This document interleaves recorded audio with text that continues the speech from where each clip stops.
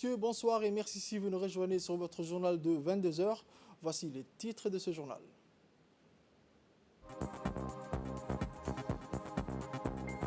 Concertation avec les élus et chefs des quartiers du ministre de l'Intérieur.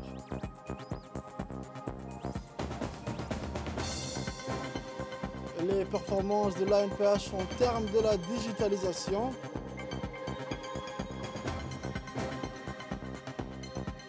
Et enfin, dans l'actualité internationale, du sport, une cinquième vague inquiétante, cas de Covid-19. Merci à tous et à toutes, mesdames et messieurs, de nous rejoindre sur cette édition de 22 heures. Le ministre de l'Intérieur, M. Saïd Nour Hassan, a tôt ce matin, dans le cadre d'une prise de contact effectuée, une visite de terrain dans la commune de Balbala. Le ministre de l'Intérieur a rencontré les élus locaux et les chefs quartiers à l'arrondissement 4 et 5. Cette prise de contact avec les élus locaux, les chefs quartiers et les femmes actives et influentes venues des différents quartiers de Balbala, tout en prenant le pouls des services administratifs asservis de socle pour un dialogue fructueux. En effet, les discussions ont porté sur le rôle que jouent les élus locaux et les chefs quartiers dans la cohésion sociale, pour dire autrement maîtriser leur rôle dans l'enracinement de la démocratie, le développement et la bonne gouvernance locale. Le ministre de l'Intérieur a appréhendé à travers des échanges directs avec les populations à la base les problèmes qui les assaillent au quotidien. S'inscrivant dans la dynamique de l'activité, ils ont exposé les problèmes à chacun. Enfin, le ministre de l'Intérieur, M. Saïd Nour, n'a pas manqué de remercier tous les élus de la commune de Balbala pour la complicité notoire avec laquelle ils sont en train de travailler pour le bien-être de leurs concitoyens. La visite de terrain du ministre se déroule en présence du préfet de Djibouti et du sous-préfet des arrondissements de la commune de Balbala, que le ministre a remercié pour leur participation. Autre actualité, comme mentionné dans les titres, l'Agence nationale des personnes handicapées poursuit sa lancée avec le processus de la digitalisation qui permet à l'institution de mieux prendre en charge les personnes handicapées et à ces derniers de faire remonter leurs besoins et toute assistance nécessaire. Ainsi, voyons la carte mobilité inclusion grâce à un décret signé par le président de la République. Ensuite, le système intégré de gestion permet le suivi d'une prise en charge améliorée des demandes des personnes handicapées. Et enfin, le déploiement de la ligne verte 1519 qui permet, quant à lui, la décentralisation de l'accès à la formation. Par ailleurs, un système a été mis en place au sein de l'ANPH dans toutes les langues nationales et internationales pour améliorer l'accès des personnes handicapées à tous les services de l'ANPH.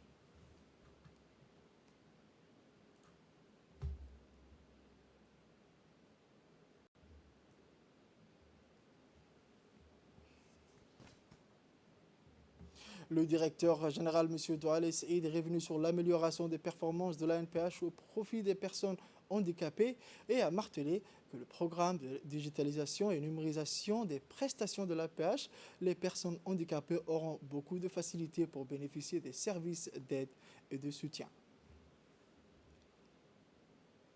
Toujours dans l'actualité nationale, le général de corps d'armée, général Zakaria Cheikh Ibrahim, chef d'état-major général des armées, a reçu au camp Cheikh Ousmane ce matin à 7h pile, Madame la ministre de la Jeunesse et de la Culture, Dr Hibo Omoumine Assowe. Cette visite de courtoisie s'inscrit dans le cadre de sa prise de contact avec la haute hiérarchie militaire. Cette prise de contact s'effectue également dans l'objectif de tracer les perspectives à venir dans le cadre de la politique de partenariat qui mettra en prise l'action de ce ministère avec l'organe militaire.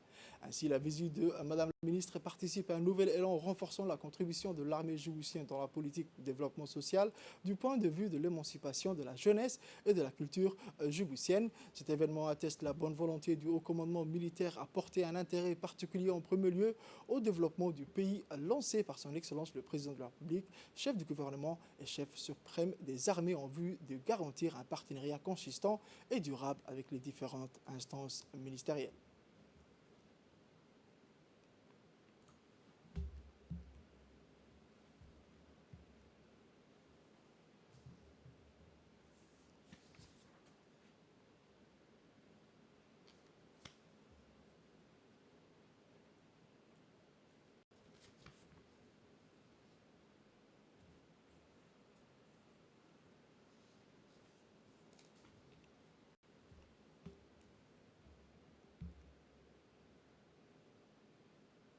Profitant de l'occasion, les forces armées djiboutiennes n'ont ménagé aucun effort pour réserver à la ministre un accueil chaleureux accompagné d'une animation musicale orchestrée à travers le célèbre groupe folklorique, le groupe Harbi.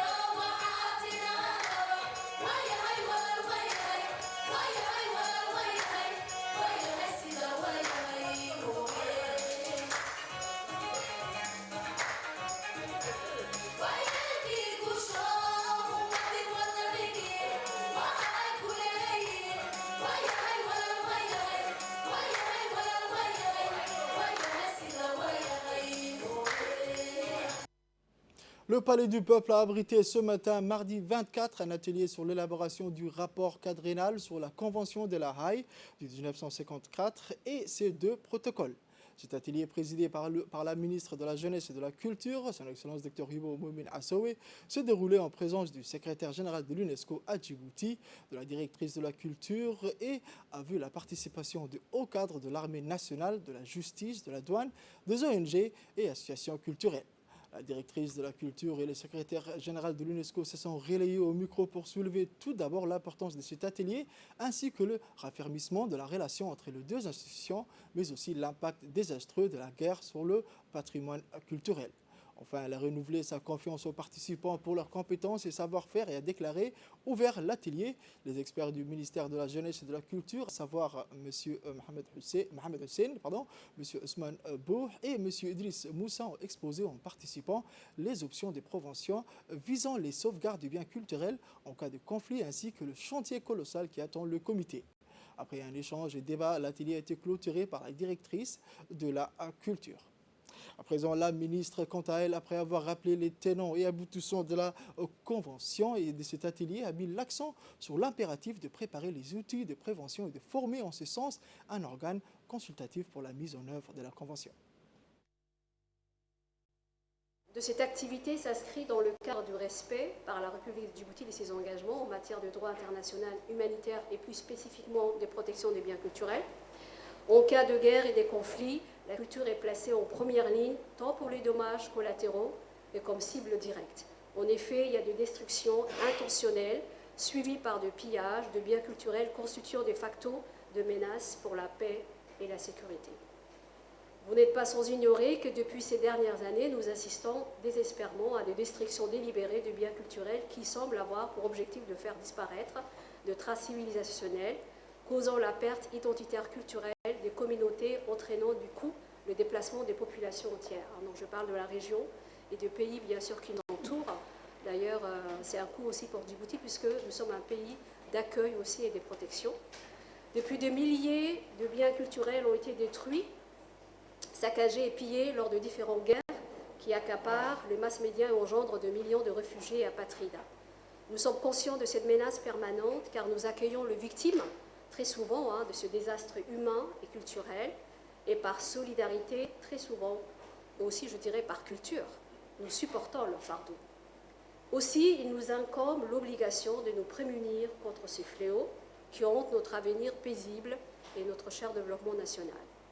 C'est aussi urgent qu'indispensable de préparer les outils de prévention nécessaires en période de paix pour consolider notre cohésion nationale et préparer notre jeunesse, surtout à transmettre aussi cet héritage de préservation de notre culture. Notre armée nationale, dans toutes ses composantes, que nous remercions infiniment, pour la défense de la patrie et de la sécurité nationale, la justice et l'administration publique figurent au premier plan des entités qui devront s'approprier de cet instrument juridique qu'est la Convention de 1954 et de ses deux protocoles. À présent, des réactions recueillies auprès des participants présents à l'atelier. Cet atelier a été vraiment très instructif au niveau des droits, de la protection des biens matériels, mobiliers et immobiliers.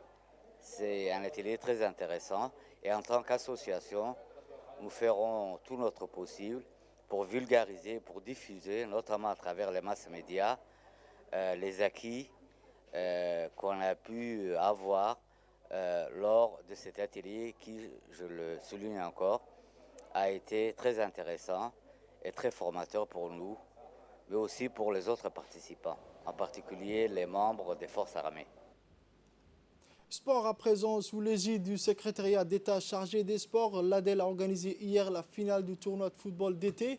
Démarré dans le mois de juillet avec une quinzaine d'équipes, l'apothéose du tournoi communal doté du trophée de la cohésion et l'unité s'est jouée dans un stade Goulette plein. À travers ce tournoi, les organisateurs visaient à renforcer les liens du vivre ensemble et de l'unité entre les populations. L'événement a été rehaussé par la présence du secrétaire d'État chargé des sports, son Excellence M. Hassan Mohamed Kamil, les présidents du commune concerné, l'honorable député Ibrahim Abdo, invité de marque ainsi que plusieurs autres responsables et membres du secrétariat d'État chargé au sport. La finale a mis aux prises les équipes de la commune de Boulaos et celle de Balbala. Les amoureux de football étaient également de la partie.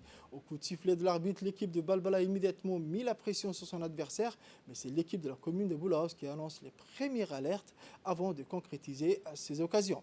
2 buts coup sur coup, c'est sur un score de 2-0 que les deux équipes retournent au vestiaire. À la reprise, c'est Balbala qui se montre dangereux et multiplie les contres avant de se voir revenir dans le match à 2 partout. C'est lors de la séance de tir au but que Balbala s'impose 5-2.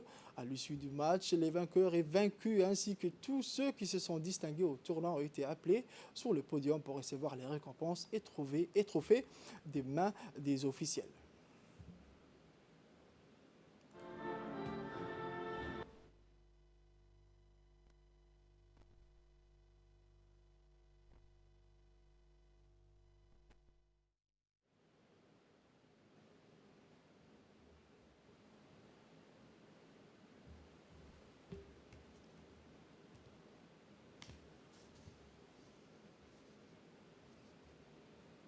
Tournoi qui a été fait par la Secrétariat des Sports, qui travaille en particulier avec l'ADLL. Et c'est une opportunité pour les jeunes. Ça regroupe les 3 communautés, Razdika, Balbala et Boulaos. Et c'est exactement ce qu'on veut pour nos jeunes, parce que les jeunes vont améliorer à se connaître, à être amis entre eux. Ce sont des gens qui sont unis, qui sont une seule main et qui sont regroupés. Sous l'égide du secrétaire d'État chargé des sports, l'association ADEL vient de clôturer sa saison pour le tournoi d'été édition 2021. Le secrétaire d'État remercie à l'association ADEL pour le bon déroulement et la bonne organisation de ce tournoi. Sport toujours à Alissabié à présent dans le cadre des préparatifs de la rentrée de l'école sport-études d'Alissabié. Pour le mois de septembre, une centaine de jeunes filles et garçons d'Alissabié s'activent et se préparent sous la supervision de l'expert cubain, M. Parra. Ce dernier apporte une pratique de l'athlétisme diversifiée, adaptée aux besoins, au rythme et à la motivation de chacun, débutant ou confirmé. La rentrée est bien là avec la reprise des entraînements de l'école d'athlétisme s'adressant aux jeunes collégiens et lycéens. Les groupes sont tous dynamiques et travaillent bien dans un esprit professionnel et surtout dans la bonne humeur.